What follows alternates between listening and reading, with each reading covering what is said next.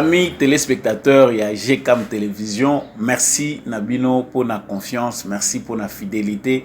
Oyo bondimi ko accordé na chaîne Oyo GCAM Télévision pour na komemela kabino basango ndenge to mesana komemela bino ango na lokoto ya Lingala. De partout où vous retrouvez à travers le monde entier, en République démocratique tout comme à l'extérieur de la République démocratique du Congo, je vous salue, je vous dis merci d'accepter ya kolanda voix ou ya sagesse memela kabino basango elongo na nani. C'est toujours moi présent devant vous. Samba Olonga na mesana koloba que Mokili ezali toujours balance. Il faut être du bon côté la kisi to sala toujours malamu. Po malamu to mabe to salaka et finisaka par ko rattraper biso. Justice ya Nzambe irataka nango mutu moko te. Merci na papa Gérard Kabeya wapesaka biso opportunité à représenter émission Oyo na GCAM Télévision. Merci également na vous qui mettez vraiment quelque chose sur notre patte pour émission Oyo table de vérité et qu'on va toujours na ko panzela bino ba vérité na lolenge et longo bani. Vraiment je salue mes téléspectateurs de l'Illinois na États-Unis ou bazolandanga partir à Chicago. Vous êtes en Suisse, en Hollande, vous êtes au Congo, à Bukavu, à Mbujimaï, vous êtes à Likasi, à Sankuru comme au Congo central. Vraiment, la province est belée, la ville est belée à travers le monde. Vous voyez, que Samba Olonga, amemaka bino toujours na motema. Ndenge bino pe bomemaka ngai, bopusaka toujours émission Oyo. Et kobana ko revivre. Vous qui avez vu naître cette émission qui est faite pour vous, nazo senga na bino bokoba toujours na kocha maboko po ete émission Oyo et kende toujours liboso. Matata Ponyo dossier na ye ezokoba kaka na ko faire couler ba encre. Ce dossier qu'on pensait que ebandi ekosila noki dossier wana ezali toujours ko continuer na ko apprendre ba congolais makambu ebele. Awa tomoni phase comme maintenant sur le plan institutionnel. Procureur près ya cour de cassation a comme le président de la République Mukanda. Tokotanga Mukanda ngo awa et pas wapi azali kotalisa que cour constitutionnelle nde mutu ezalaki habilité ya ko juger Matata Ponyo parce que constitution yango moko elobi que premier ministre akoyi ko juger pona ba fait kozala juger pona ba fait union sa commettre na exercice ya ba fonction na ye kaka na cour constitutionnelle. Loko la cour constitutionnelle a sala qui a commettre erreur ya koboya ko sambisa Matata Ponyo ko se déclarer incompétente yepe cour de cassation bazali na compétence wana te yango wana Matata Ponyo loko la ko sambisa mate il faut s'en passer parce que ezali déjà erreur ou ezali consommé na niveau ya cour constitutionnelle. Vrai ou faux? Nini pende ezali koleka à travers dossier Matata Ponyo. Doit-on dire, conclure que Matata Ponyo a kosimba maka na yete na niveau moko ya justice na biso? Que attendent les députés congolais pour na kolobela likambo etali mibeko tozomona ke ba loi ezali kokoba na kobakisama o ezali ko créer ba intouchable na kati ya République démocratique du Congo to kolobela ngo tout au long ya numéro oyo alon ya large ndenge to salaka toujours décryptage ya ba information na biso ndenge elekilaka na mboka toko sukisa wana te libenga mosolo ya l'état 1,5 milliard mobilisé, c'est 1,5 milliard. C'est un record historique. Tozolo belango pona bato baza koyeba te que Félix Tshisekedi bilan na ezali positif, azali la makambo aza ko sala ezali extraordinaire par rapport ya gestion ya choses publiques depuis Congo ezali Congo. DGI yango moko na mois ya avril basali 1,5 milliard ya mobilisation ya ba recette. Na uti koloba ke record ezali historique etikali kosale mate na mboka na biso kaka na époque ya Félix Tshisekedi tokoyeba esalami ndenge nini euti wapi mbongo ngo bakokaniriza ngo ndenge nini ba effort eza ya nani à chaque niveau nini etikali kosalema toujours na émission Oyo epai wapi totandelaka bino ba vérité nde tokoyeba pe kolobelango encore une fois de plus na pesi bino matondo ndenge boponi émission Oyo table de vérité toujours na mwana mboka Samba Olonga pona memela bino ba sango soko s'abonner na chaîne Oyo n'hésitez pas à vous abonner pour ne jamais rater l'émission Nabiso. Envoyez-nous vos commentaires et envoyez aussi bien également la suggestion Nabino. Dossier ya Matata Ponyo à titre ya rappel. Batoyo ba yebite dossier ya Matata Ponyo ndenge bandi. Matata Ponyo, premier ministre, ex-premier ministre de la République démocratique du Congo. Justice et bien ça qui est premièrement pour na ba bien zairniager ce qui zairnisation le lemozo kangamanga on a zoé balsoute. Deuxième dossier, c'est le dossier ya Bukanga Lonzo. Au Congolais nyonso ayebi qui près de 300 millions ont été déboursés des caisses publiques pour na financer Bukanga Lonzo, un vaste projet agricole. Oui, kokai ko sala ki na mo solo bango ba bimisa ki ya solo soki mbongo wana ezalaki bien utilisé aujourd'hui tulingaki to koma musika en termes ya production ya maïs na ba culture mususu mbele lelo ba province loko la ville province ya Kinshasa ba koki ko relate masango ba koki ko relate fufu. Mais toyebi que dossier wana pharaonique projet wana oyo depuis Congo eza Congo batikala ko bimisa mbongo ya montant wana te pona makambo etali bilanga. Du coup ekenda nango elimo nango lokola poudre na misu ya bato. L'argent qui a été déboursé près de 300 millions. Tant aux baba millions wana c'est-à-dire 1 million, 2 millions, 3 millions, 4 millions, près de 300 millions de dollars.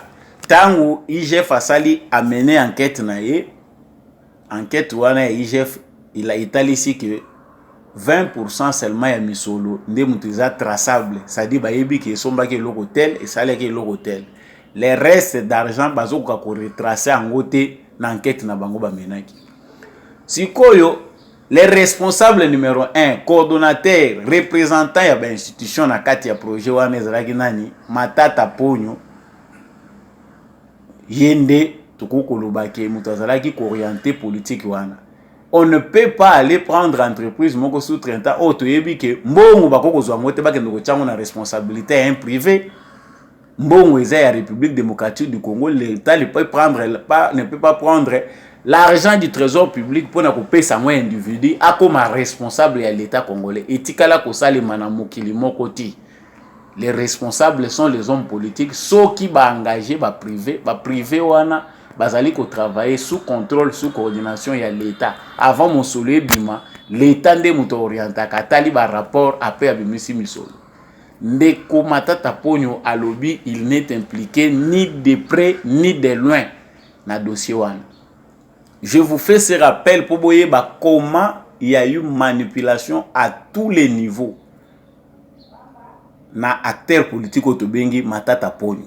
Ebise na tuna kabatu chaque fois kombo ango ya Matata na munoko na bango kuna na Manyema na yebite na village oya lobaka eza ya ye Matata Ponyo. Qu'est-ce que signifie Matata?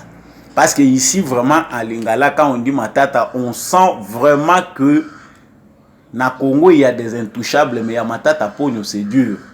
Matata Ponyo a touché toutes les institutions de la République pour na likambunaye ya dossier à Bukanga Lonzo. On ne sait pas, le rôle de la loi où tu peux créer parti politique, LGD, Ligue pour leadership pour la bonne gouvernance et le développement.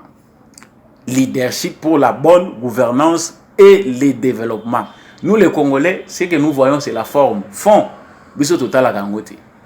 Ça fait très mal.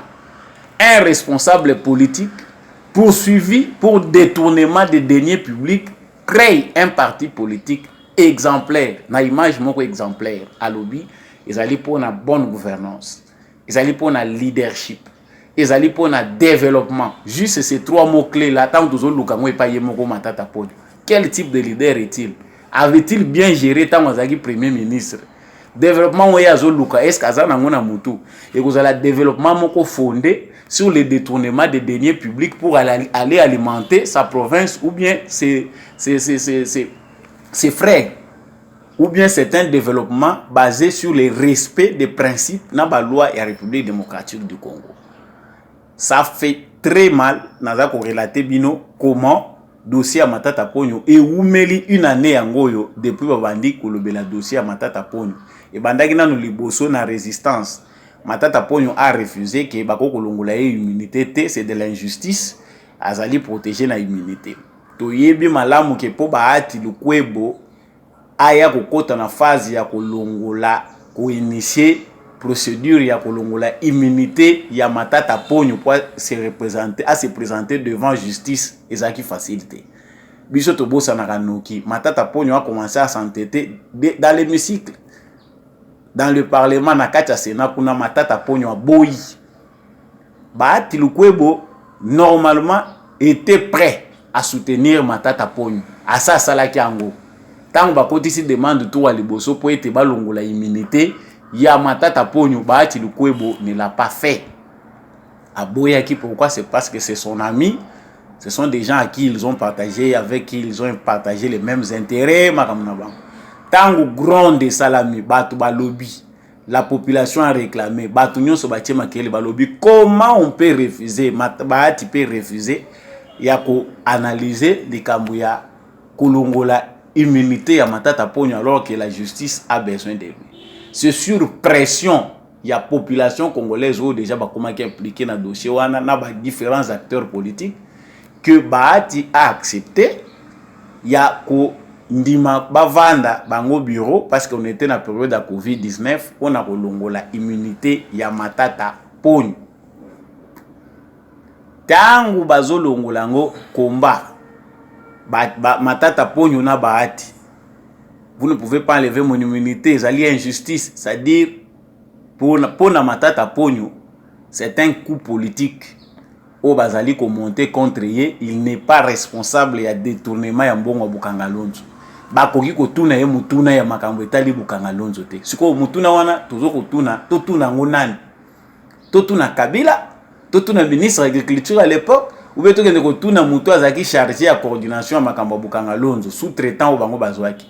Alors qu'on sait que les projets, les programmes, c'était un projet gouvernemental.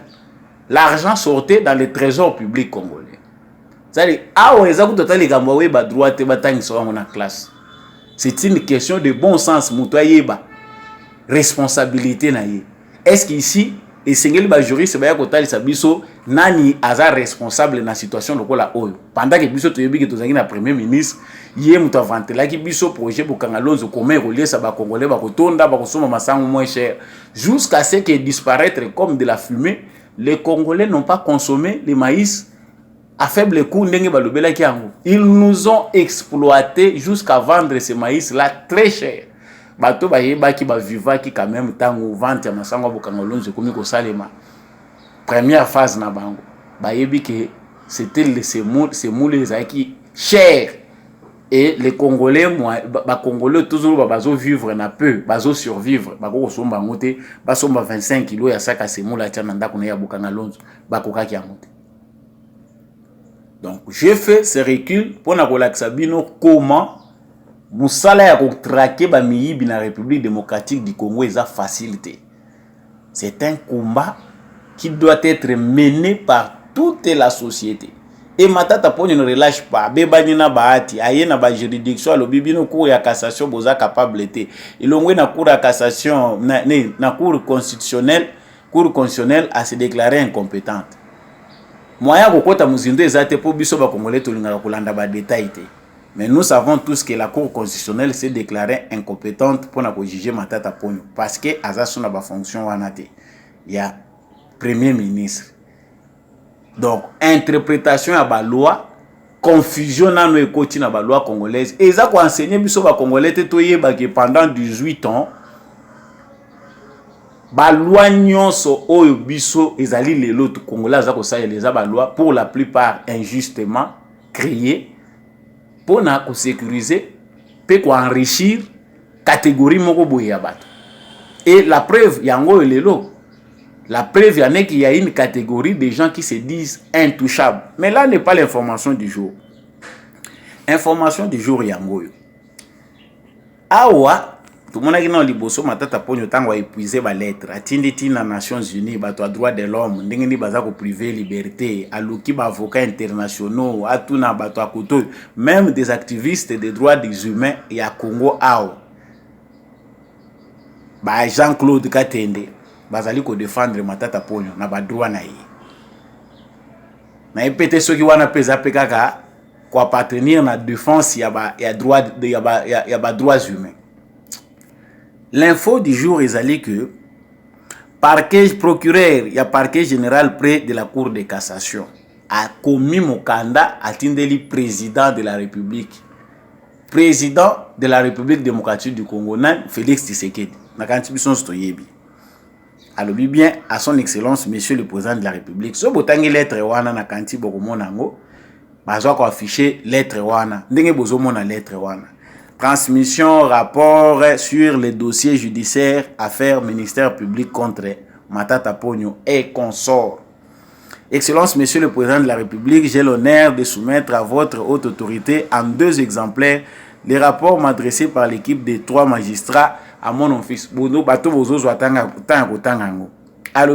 L'examen minutieux du dossier m'est transmis par le parquet général près la Cour constitutionnelle a permis à l'équipe d'arriver à la conclusion consignée dans les rapports.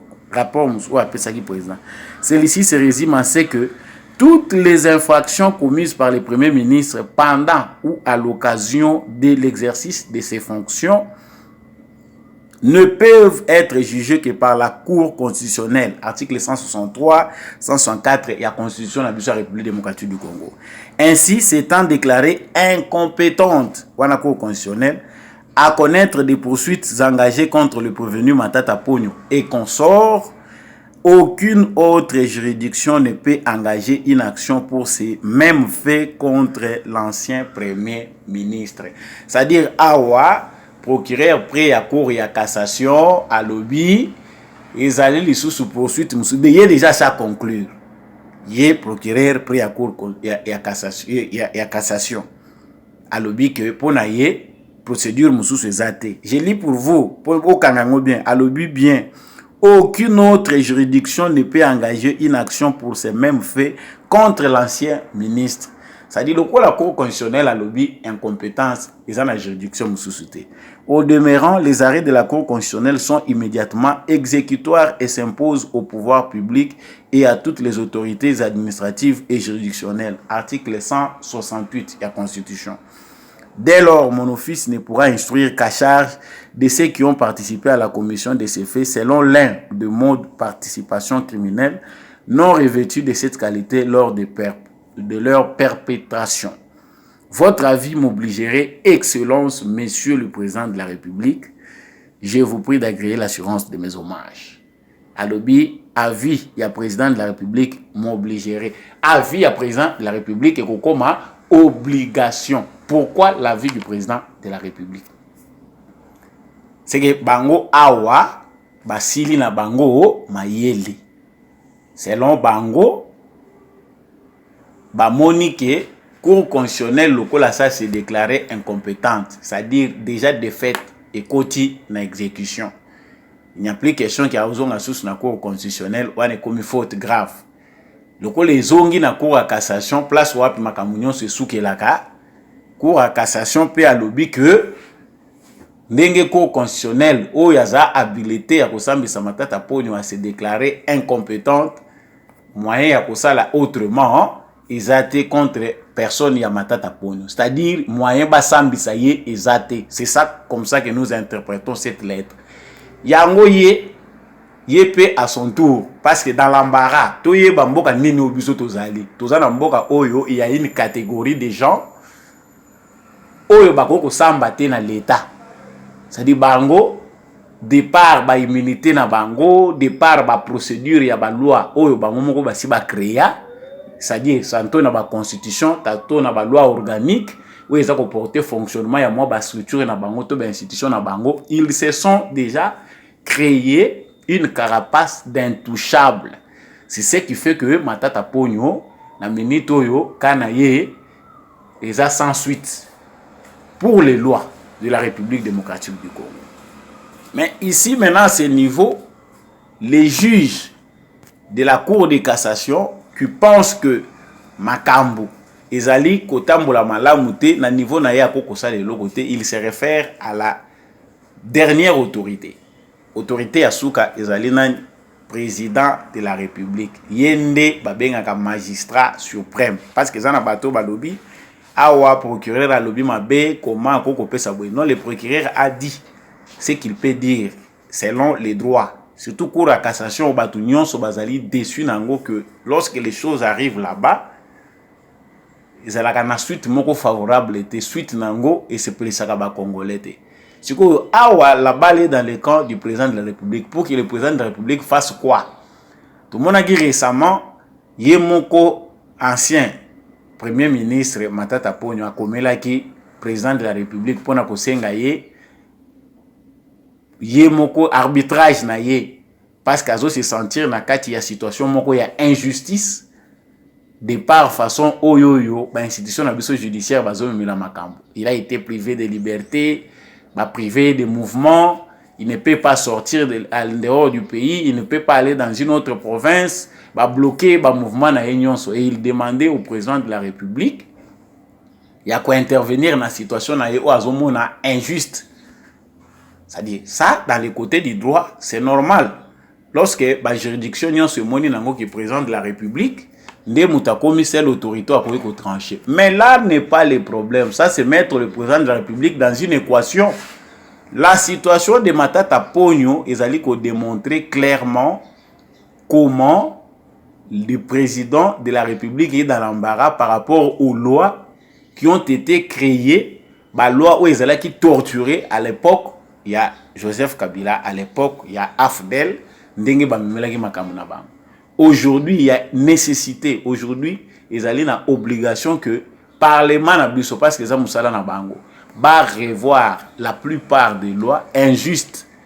Où ils ont ça, les lois qui sont congolais, la justice, il y a deux poids, deux mesures. Justice, il y a plus fort au détriment, il y a plus faible. Ça, ce n'est pas Félix Tshisekedi d'inventer ça, c'est le travail du Parlement. Les législateurs ne mutu ba créer la loi où ils ont qu'un bénéfice du peuple, des souverains. Parce qu'ici nous risquons la confusion. Le président de la République le arbitrage oui, constitutionnellement parlant, le président de la République ne mutu un arbitrage final. Tant que l'institution ils allaient kotambola bien, tant que blocage ils allaient, le président de la République dit son mot. Donc phrase Yasuka Oyo. Déterminer votre avis m'obligerait. François Moïse Matata, avis à président de la République et qu'obligé. C'est-à-dire, yango ya Hollande. Ici, c'est le président de la République qui doit dire ce qui doit être fait par rapport aux limites de nos lois. Mais normalement, tu es bien dans côté na muto président de la République, le piège est dans nos lois qui ont créé l'injustice sciemment pour nous protéger les bandits d'État. Cette situation peut aussi se présenter sur les lots balimba toucher petit bal. Ou bien balimba toucher badibana, ou bien balimba toucher muzito. Parce que jusqu'aujourd'hui, ces gens-là vont continuer à avoir des passeports diplomatiques par rapport aux services rendus à l'État ou bien à la nation congolaise. J'ai pris ce numéro pour interpeller ma conscience. Le président de la République n'est pas Dieu. Dans une démocratie, le président de la République a une prérogative. Pour certains Congolais, le président de la République a ça. Ça mène les quotas. Et il y a des côtés de mes pas président de la République avec toute la surcharge qu'il a des problèmes. Baba Xlé sous les Kambo Matata Ponyo. Il y a des arbitres, magistrats suprêmes, Katalikambo. La balle est dans le camp du président de la République. Mais pour nous, Congolais, nous savons qu'ils ont Sony. Bato ba ko adhérer na parti politique ya modèle oyo LGD ce qui leadership pour la gouvernance yo mutoza ozo censé ko za l'intègre yo mutoza ko se présenter le la modèle ya leadership yo mutolingi bonne gouvernance yo mutolingi Congo se développer. Comment tu peux vouloir toutes ces trois choses où ils ont valeur ils ont permettre que la société évolue alors que zo boya ko se présenter la justice na kanti que Congolais ont raisonné avant de ma papier à parti politique à ndenge wana au signé ce qui va bien à fiche d'adhésion pour que nous quota on met tout la question 3 fois si vous êtes un être normal la quantité que vous luka avis à voisin si vous êtes un Congolais normal tu as vécu 18 ans au Congo même si tu étais à l'extérieur mais tu as la maîtrise de ce qui s'est passé na musalo matata ponya salaki. Je pense qu'on me tourne la question 3 fois. Na lobaki na osuki sana makambo ya maximisation ya ba recette. Record oyo esimbami awa eza record moko historique. Tant bazolo ba ke Félix Tshisekedi fait mieux, il y a des gens qui disent pourquoi prendre Kabila pour référence. Non. Jusqu'à un moment oyo thermomètre et action à Félix Tshisekedi ezali ce qui s'est passé avant. Avant lui, qu'est-ce qui a été fait? Après lui, avec lui, maintenant, qu'est-ce qui s'est fait? Nous avons un budget où ils allaient permettre que Congo ait décollé sur le plan du développement. Mais aujourd'hui, grâce au travail que fait l'IGF, tout le monde est toujours qui a des flèches qui ont Yakomata. Pour la première fois de son histoire, pour les seuls mois, il y a avril, DGI a réussi à mobiliser la recette, il y a valeur, il y a 1,5 milliard. C'est un record vraiment où il faut que les médias congolais parce que premièrement, ils sont historiques. Dans l'histoire de la République démocratique du Congo, même dans nos époques de gloire, pour mobiliser un bongo na moko, ça ne s'est pas fait. Mais grâce à la rigueur, nous avons IGF la linguette, campagne à détruire, à saboter tout le pas, à tous les niveaux. Il y a un permettre la mobilisation à la recette. 200%, il y a une assignation. C'est-à-dire, sur 100%, à doubler à l'équivalent plus. Ce sont des efforts qui devaient être accompagnés parce qu'on sait que lorsque les recettes augmentent, normalement la donne oblige que mbongo oyezako maxame comme belé et se faire vivre pe na social ya ba congolais et mona na pe na kati ya misala. Ça dit cet argent là va servir pour orienter yango ba salaire na biso na JE. On voit des enseignants aller encore en grève. Pourquoi bazay ko respecter te makamunyon c'est l'obamaki. Voilà, on est en train de l'État nous ignore, mais avant, vous étiez où? Pour na kokota na babalabala chaque mois qu'on revendique. On sent qu'il y a des gens, lorsqu'ils sont en face de quelqu'un qui a l'empathie, qui a la sympathie, il y a qu'on comprendre les problèmes, il y a baninga peko bundana corps et âme pour na couper sa bango ba solution. Les gens deviennent de plus en plus capricieux. Les traitements oyo lelo gouvernement pouvoir ya Félix Tshisekedi azo réservé na ba enseignants ils a yangote bango ba vivre pendant 18 ans. Mais on sent ici une très mauvaise foi de la part des syndicats, il y a ba enseignants et les autres par rapport à la réaction à bango vis-à-vis de l'effort gouvernemental. C'était à l'époque qu'il a fallu être très rigoureux, mais ba sali yangote. Aujourd'hui, on sent que le gouvernement garde une oreille attentive na makambo bazo sala pona ba. Donc le budget c'est bien, Gilles Alinguet il doit avoir le soutien. Il y a ba Congolais nyons parce que Madoussou eza le sous ebelé. Moyibi we eza légendaire ezo senga ba gendarme lokola ba Gilles Alinguet. Ceux qui baza 5, baza 10, 15, 20 to komina bango Congo mobimba. Nous pensons que marge ya ki Moyibi eko la réduite de manière à permettre que tous les Congolais puissent se retrouver dans leurs droits. Vraiment, on salue cette prouesse qui ressort aussi dans le ministère des Finances. Il y a Nicolas Kazadi, dans la régie financière Rwanda. Bateau Union sur les autres travailler malam, on est là pour applaudir. Ba combattre comme bête, ceux qui sont malam, nous devons applaudir. Bon côté belé na caisse à l'État, nous devons nous aussi encourager le gouvernement à canaliser ces recettes là. À bon escient et tout le monde vraiment. Ba fruit nango et non elimo lisu na mopepe mbongo ekoti mais lorsque tozo banda ko exécuter ba projet ou bien ko banda ko sala makambo e ko permettre que Congolais vivre ango ba bandi ko yiba mbongo wana. Voilà, merci chers téléspectateurs, vous étiez nombreux ya kolanda émission Oyo Table de Vérité toujours epesamaki na mwana mboka obno boyebi Samba Olonga trobaka toujours que mokili ezali balance soko sepelaki na émission Oyo. Pour s'abonner, abonnez-vous, comme je l'ai dit au début. Soutenez, envoyez-nous vos commentaires, partagez l'émission. Merci l'équipe technique qui a accompagné Kingai, Ndeko Chako, la réalisation pour cette émission Oyo et Komelabino. Merci Penabino Nyonso, Oyo Bolandi Ngai, na Pesibino rendez-vous la prochaine émission.